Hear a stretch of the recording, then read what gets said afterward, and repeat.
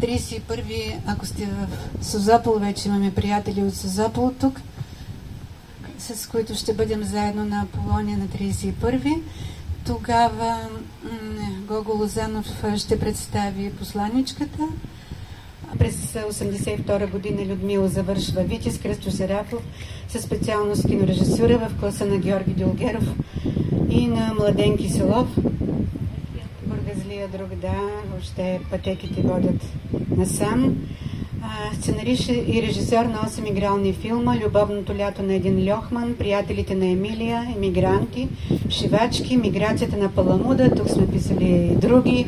Сега в книгата, която ще излезе с киносценариите, има пълна, тя не е библиография, а филмография, да, благодаря.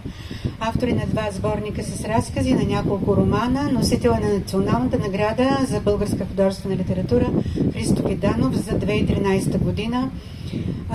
За новата му книга, която е събрала 3 повести.